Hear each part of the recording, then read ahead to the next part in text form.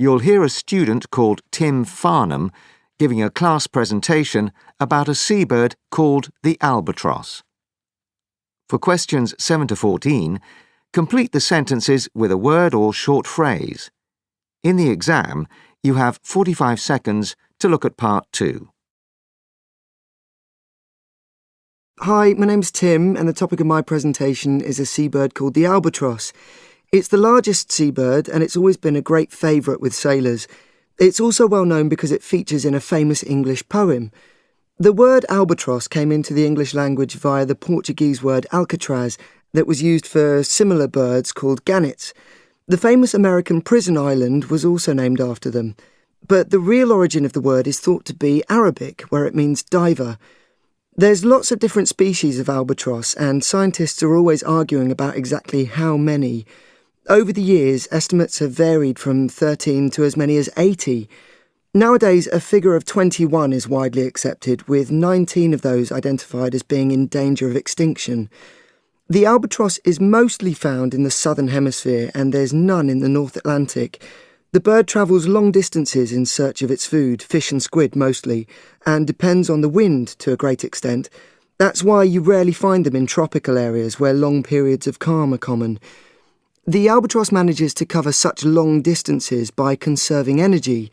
Apart from takeoff and landing, it rarely flaps its huge wings, and actually there's a locking mechanism in its shoulder that keeps the wings in place as it glides through the air.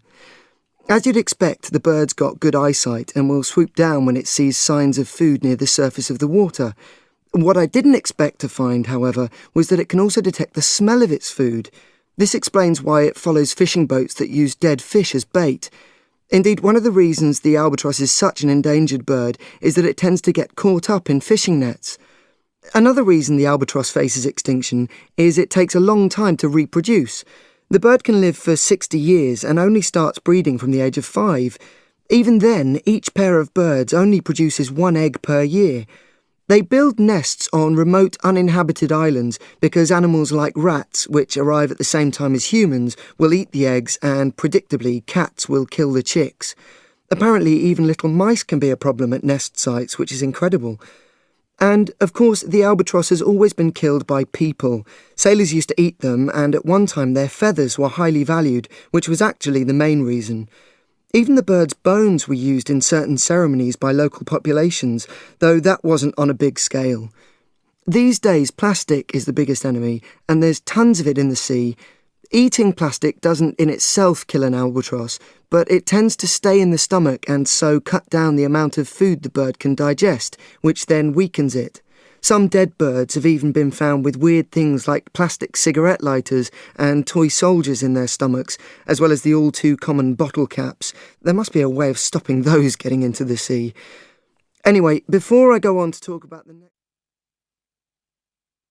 Now play the recording again.